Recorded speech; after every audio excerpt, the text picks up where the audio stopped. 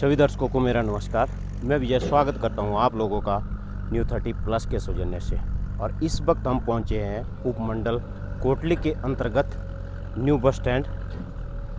और इस वक्त हमारे साथ हैं सदर मंडी के स्थानीय विधायक और पूर्व मंत्री अनिल शर्मा जी।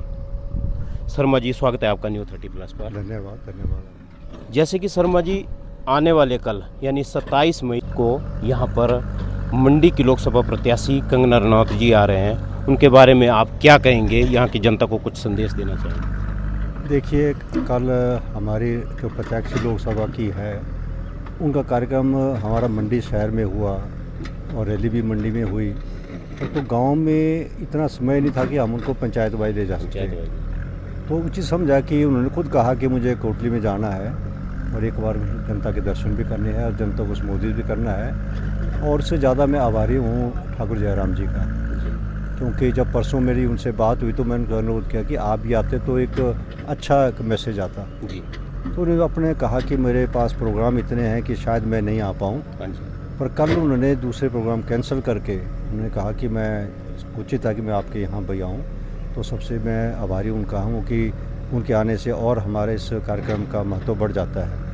और कंगना रनौत जी को, क्योंकि ये मेरा पंचायत मेरे घर की पंचायत है और मेरे पिताजी की कर्मभूमि है, तो यहाँ आना तो है हमारे क्षेत्र में एक बहुत बड़ा मैसेज आता है। तो मैं सभी हमारे जो कार्यकर्ता हैं, मतदाता हैं, सभी से अनुरोध करूँगा, क्योंकि मैं जानता हूँ फसलों का काम अब जो है बिजाई का काम चला है, मक्की बिजाई का काम चला हुआ है। तो मैं जानता हूँ कि बहुत समय के लिए ज़रा समस्या है।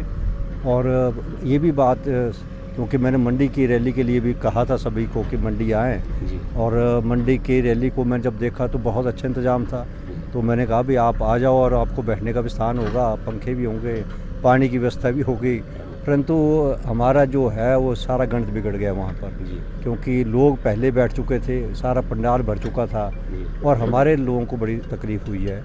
तो मैं कहूँगा कि यहाँ हम कोशिश कर रहे हैं कि कम से कम धूप से बचने का साधन हो जाए, बैठने का साधन हो जाए, पानी की व्यवस्था हो जाए, और वहाँ पर यहाँ हम इस कोशिश कर रहे हैं। और क्योंकि राजनीति की बात अलग है, अब हमने इसके बस अड्डे के बाहर बनाया था प्रोग्राम कल। अच्छा, बस स्टैंड इसके बाहर किया था और इसके लिए परमिशन भी ले ली थी, परंतु मैं जानता हूं कि सरकार दूसरी है और उनका था कि हम इस प्रोग्राम को किसी न किसी तरह से डिस्टर्ब करें। और मैं अपने कार्यकर्ताओं का आभारी हूं कि उन्होंने कहा कि हम 2-3 घंटे में यहाँ पर जो ये मक पड़ा हुआ है इसी को हम लेवल करके इसको, और रात सवेरे से लगे हुए हैं, सारे कार्यकर्ता लगे हुए हैं। और मैं इनको, क्योंकि अब मैं देख रहा हूँ कि बहुत अच्छा एक ग्राउंड बन गया जहाँ आराम से रैली हो सकती है। तो सभी आएँ और इसकी शोभा बढ़ाएँ। और क्योंकि सरकार केंद्र में मोदी जी की बनेगी, इसमें कोई दो राय नहीं है। जब मोदी की सरकार बनेगी तो जब हमसे काम कराएंगे तो जितना मत प्रतिशत जिस पंचायत से बनेगा और उतना ही जो है मान सम्मान पंचायत का भी होगा और मेरा भी दिल करेगा काम करने का।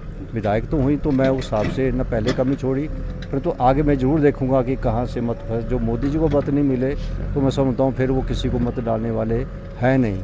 तो इसलिए मोदी जी के नाम पे वोट डालें।